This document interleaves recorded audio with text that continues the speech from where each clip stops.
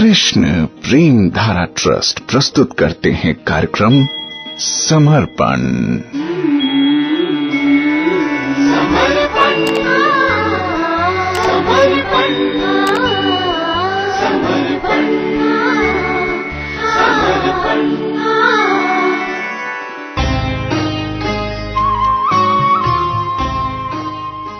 कार्यक्रम समर्पण में आपके साथ हूं मैं प्रेम धारा। नमस्कार, कैसे हैं आप सुन रहे हैं जड़ भरत जी राजा रहुगण को बहुत ही सुंदर उपदेश दे रहे हैं, बता रहे हैं इस जगत की प्रकृति के बारे में। ये जगत भवाटवी है, यानी घना जंगल है। इसमें कोई एक बार आ गिरता है तो उसका निकलना बहुत मुश्किल होता है। अगर कोई निकलना चाहे तो भगवान की शरणागति के बगैर निकला नहीं जा सकता है ना। यानी भगवान की शरणागति लेनी होगी। जैसे कि भगवान ने कहा, दैवी हिषा गुणमयी मम माया दुरत्यया मामेव ये प्रपद्यन्ते माया मेताम तरन्ति ते। श्रीमद् भगवद गीता में भगवान ने ये बात कह दी और श्रीमद् भागवतम के 5 स्कंध के 14वें अध्याय में भी यही बात कही जा रही है, और वो भी बहुत विस्तार से, कि ये जो जगत है, यहां पर अगर कोई प्रसन्नता पाने की, सुख उठाने की कोशिश करता है तो वो मुंह के बल गिरता है। आज 26वें श्लोक में कह रहे हैं, क्वचिन मिथो व्यवहरन् यत् किंचित धनम अन्येभ्यः वा काकिनीका मात्रम अपि अपहरन् यत् किंचित वा विद्वेषमेति वित्साठ्यात्। अर्थात जहां तक धन के लेन देन का संबंध है, यदि कोई मनुष्य किसी दूसरे की एक कौड़ी या इससे भी कम धन ठग लेता है तो वो परस्पर शत्रु बन जाते हैं। तो देखिए, इस जगत में कुछ भी चीज धन के बगैर तो चलती नहीं है ना। धन की तो बहुत आवश्यकता होती है, लेकिन आवश्यकता के लिए कोई धन कमाए और उससे अपनी सिर्फ जरूरतें पूरी करे तब तो फिर भी ठीक है। लेकिन हम अपनी जरूरतें बढ़ा लेते हैं और उन जरूरतों के अनुसार धन कमाने की चेष्टा करते रहते हैं, और जब नहीं हो पाता है तो हम उधार लेते हैं। और अगर आजकल के माहौल में देखा जाए तो हर चीज उधार पर है। कितनी ही कंपनियां आजकल लोन ऑफर करती हैं। पीछे पीछे आते हैं मार्केटिंग एजेंट्स उन कंपनियों के कि भाई हमारा लोन ले लीजिए, बहुत कम इंटरेस्ट देना पड़ेगा, प्रैक्टिकली बहुत ही कम इंटरेस्ट होगा, आप लोन ले तो लीजिए, है ना। और इंसान चाहे ना चाहे, चूंकि अपनी जरूरतें इतनी बढ़ा लेता है कि वो लोन लेता है, कर्जे में लेता है। कर्जा आजकल फैशन हो गया है। दिखावे के लिए, एक स्टैंडर्ड ऑफ लाइफ को बनाने के लिए, उसे मेंटेन करने के लिए लोग लोन लेते हैं। लोन पर है गाड़ी, लोन पर है घर, लोन पर है पढ़ाई, लोन पर है शादी ब्याह, सब कर्जा कर्जा कर्जा, पैसे का लेन देन। और फिर पता चलता है कि कर्जा चुकाया नहीं गया तो क्या होता है, तो फिर कंपनी वाले बड़े ही भयंकर लोगों को भेजते हैं पैसा वापस लेने के लिए, तो शत्रुता हो जाती है। और मान लीजिए अगर किसी कंपनी से लोन नहीं लिया और अपने किसी मित्र से ले लिया, तो आंखें चुराते चुराते हुए लोग इधर उधर निकलते हैं कि कहीं वो मित्र ना मिल जाए, हमको कहेगा कि कर्जा लौटा दो। तो कर्जा लेने से पहले या कर्जा देने से पहले अच्छी मित्रता थी, अच्छी दोस्ती चल रही थी, लेकिन बाद में क्या हुआ, बाद में तो नजरें मिलाई नहीं जा सकती, एक दूसरे से छिप छिप के चलते हैं, तो बहुत भयंकर हालत है। और कई बार तो ऐसा होता है कि इंसान बहुत कम पैसों के लिए मारा जाता है। यानी किसी ने बहुत कम पैसे का कर्जा लिया हो, 100-200 रुपए का कर्जा लिया हो, और ऐसा कई बार पढ़ने में आता है अखबारों में कि कर्जा नहीं वापस हुआ, 100-200 रुपए ही नहीं मिले तो हत्या कर दी गई। बड़ा भयंकर माहौल है बाहर इस समय। तो यहां पर ये बात पहले ही जानते हैं जड़ भरत जी, सुखदेव गोस्वामी जी, इसीलिए कह रहे हैं यदि कोई मनुष्य किसी दूसरे की एक कौड़ी या इससे भी कम धन ठग लेता है या कर्जे में ले लेता है या ठग लेता है, तो वो परस्पर शत्रु बन जाते हैं। यानी पता चल गया कि अरे तुमने हमसे ठगीबाजी की है, तुमने हमारा धन ठग लिया है, कुछ पैसे अपने पास रख लिए हैं, तो फिर शत्रुता हो जाती है। यानी कि बात बात में शत्रुता हो जाती है। इसी को तो संसार दावानल कहते हैं। देखिए, अगर हम किसी से ये उम्मीद करें कि ये व्यक्ति हमारे साथ हमेशा अच्छा बना रहेगा, तो ये उम्मीद झूठी है। कभी ना कभी ऐसा समय आता ही है कि ये उम्मीद टूट जाती है। क्यों? क्योंकि बद्ध जीव में 4 प्रकार के दोष रहते हैं। वो भ्रम में होता है, यानी उसे भ्रम होता रहता है। हर चीज वो एज इट इज नहीं देख पाता है जैसे कि वो है। कोई ना कोई भ्रम उसे होगा ही। तब वो कहेगा मैंने ये सोचा था कि ऐसा होगा, मगर ऐसा हुआ नहीं। अरे मुझे ऐसा लगा था कि तुम वो हो, मगर तुम वो नहीं हो। भ्रम होता है।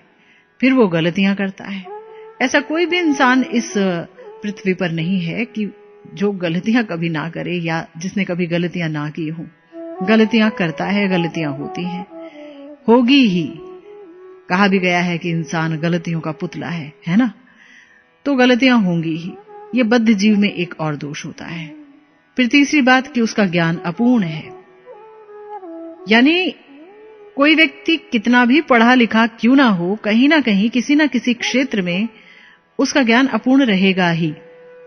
उसे समस्त क्षेत्रों का ज्ञान नहीं हो सकता है ना? बहुत पढ़ा लिखा है, मगर अपने घर में वो एक बिजली का छोटा सा काम भी नहीं कर सकता है, एक कील भी नहीं गाड़ सकता है। कुछ आता ही नहीं है उसे। तो उसने पढ़ाई बहुत की। अब उसकी ये पढ़ाई किस काम की, अगर वो एक छोटा सा भी काम नहीं कर सकता है। जैसे कि एक कथा आती है ना, एक नाविक था जो कि नाव चलाता था और भजन करता था। तो उसकी नाव में एक बहुत पढ़ा लिखा व्यक्ति बैठा। उसने पूछा कि भाई साहब, क्या आप साइंस जानते हो? तो उसने कहा जी नहीं जानता। तो उन्होंने कहा कि भाई आपका 25% जीवन तो बेकार हो गया। फिर पूछा आप क्या मैथ्स जानते हो, गणित? तो नाविक ने कहा नहीं भाई, मैं तो कुछ भी नहीं जानता हूं। तो उन्होंने कहा कि अरे भाई, आपका तो और 25% जीवन बेकार हो गया है। तभी क्या हुआ कि उस नदी में भंवर उठने लगे, तूफान आने लगा। तो उस नाविक ने पूछा भाई साहब, आप तैरना जानते हो? क्योंकि अपनी नाव तो डूब जाएगी। तो उस आदमी ने कहा नहीं, तैरना नहीं आता मुझे। तो फिर उस नाविक ने कहा अब तो लगता है आपका 100% जीवन बेकार हो गया। तो इसका मतलब यह है कि जो इंसान है ना, उसका ज्ञान अपूर्ण होता है। और चौथी बात कि उसमें ठगने की प्रवृत्ति पाई जाती है। कोई भी इंसान ऐसा नहीं है जिसने अपने जीवन में कभी झूठ ना बोला हो या कभी किसी को धोखा देने की कोशिश ना की हो, चाहे वो बड़े ही मासूमियत से भरी हो वो कार्यवाही, वो धोखेबाजी, लेकिन तो भी ठगने की प्रवृत्ति होती ही है। इसीलिए ये जो पैसों का लेन देन है ना, इसमें कोई 100% सच्चा होगा जरूरी नहीं है। कहीं ना कहीं कुछ ऊंच नीच हो ही जाती है, तब शत्रुता हो जाती है। तो देखो भाई, ये जो पैसों का लेन देन है ये तो बेकार है। इससे तो संसार की जो दशा है वो और कड़ी हो जाती है। हम हमेशा के लिए यहां आकर फंस जाते हैं। तो फिर किस चीज का ग्राहक बने हम, क्या खरीदें? तो कहा गया हमारे आचार्यों द्वारा, हो मन राम नाम को गाहक, 84 लाख जीव योनि में भटकत फिरत अनाहक, भक्तनि हाट बैठ अस्थिर हुए, हरि नग निर्मल लेही, काम क्रोध मद लोभ मोह तो सकल दलाली देही, करी ही आव यह सौंज लाद गए, हरि के पुर ले जाही, घाट बाट कहूं अटक होई नहीं, सबको दे ही निबाही, और बनिज में नाही लाहा होती मूल में हानि, सूर श्याम को सौदा सांचो कहियो हमारो मानी। देखिए हमारे आचार्य वर्ग कितने प्यारे हैं, कितनी सुंदर बात कहते हैं कि रे मन, अगर तुम्हें कुछ चाहिए, कुछ खरीदना है, तो राम नाम का ग्राहक बनो। जीवों की 84 लाख योनियों में तो तुम हमेशा भटकते फिरते हो। स्थिर होकर के भक्तों के बाजार में बैठ जाओ, यानी कि सत्संग में बैठ जाओ, तो वहां क्या मिलेगा भाई? तो उस बाजार में श्री हरि नाम रूपी निर्मल रत्न मिलेगा, उसे खरीद लो। तो बदले में क्या दे के आऊं? तो हमारे आचार्य वर्ग कहते हैं कि बदले में काम, क्रोध, मद, लोभ, मोह, ये सब दुर्गुण तुम दे आओ, वही वो ले लेते हैं। तो हिम्मत करो, ये हरि नाम रूपी रत्न का माल लाद कर श्री हरि के धाम में ले जाओ। याद रखना, ना तो घाट पर ना मार्ग पर तुम्हें कोई रुकावट नहीं होगी, यानी किसी लोक में तुम्हें रोका नहीं जाएगा। तुम आराम से पार हो जाओगे। सभी लोग तुम्हारा निर्वाह करेंगे, यानी कि सारे देवता, लोकपाल आदि सब तुम्हारे अनुकूल होकर के तुम्हें भगवान की ओर जाने में सहायता करेंगे। किसी दूसरे सौदे में कोई लाभ नहीं है, उल्टे आयु रूपी धन की कमी हो जाती है। इसीलिए हमारे महाजन कहते हैं कि हमारा कहना मानो, श्याम सुंदर के नाम का ही सच्चा व्यापार है। आप यही व्यापार कीजिए, यही व्यापार एकमात्र सच्चा है। बात भी सही है, लेकिन ये बात समझ में नहीं आती है। बहुत भाग्यवान होते हैं वो लोग जो सत्संग में जाते हैं और वहां जाकर के हरि चर्चा सुनते हैं, भगवान की चर्चा, भगवान की लीलाओं की कथा, भगवान के नाम का महत्व जानते हैं, और उस सत्संग के कारण वो भक्ति क्रिया में अग्रसर होते हैं, भजन करते हैं, श्रवण करते हैं, कीर्तन करते हैं, अर्चन करते हैं, स्मरण करते हैं। तो अगर कोई सत्संग में जाता है और वहां राम नाम का ग्राहक बनता है, भगवान के नाम का ग्राहक बनता है, तो वो सच्चा सौदा करता है। वो सच में एक बहुत ही सुंदर व्यक्तित्व का मालिक है। वो बहुत ही सुंदर व्यक्ति है। क्यों? क्योंकि वो भक्त हो जाएगा। वो बहुत सौभाग्यशाली है। इसीलिए हमारे जो महाजन हैं वो ये कहते हैं कि देखो भाई, अगर तुम भगवान के नाम को लाद लोगे ना, यानी अपनी आत्मा में भर लोगे, पूरा अकाउंट भर लोगे हरि नाम लेते लेते, तो तुम भगवान के धाम पहुंच जाओगे। मार्ग में कहीं रुकावट नहीं होगी। लेकिन अगर हम ऐसा नहीं करते और इस जगत की चीजों में आसक्त रहते हैं, यहाँ लेन देन लगाए रखते हैं और किसी के प्रति द्वेष, किसी के प्रति राग रखते हैं, तो फिर भगवान के धाम की बात तो अलग ठहरी। इस जगत में ही हम सुखी नहीं रह पाएंगे। कदम कदम पर विपदाएं हमें घेर लेंगी। कदम कदम पर हमारे हजारों लोग शत्रु बनते चले जाएंगे, हमें पता भी नहीं चलेगा। तो अधिभौतिक ताप, आध्यात्मिक ताप और अधिदैविक ताप, इनके भी हम शिकार होते चले जाएंगे। तो भयंकर स्थिति है, किंतु इस भयंकरतम स्थिति से बचा जा सकता है अगर हम भगवान के नाम में लौ लगाएं, भगवान के नाम से प्रेम कर दें और हम अपने जीवन रूपी खेत के चारों तरफ भगवान के भजन की बाड़ लगा दें, तो हमारा जीवन रूपी खेत बच जाएगा। और क्या होगा?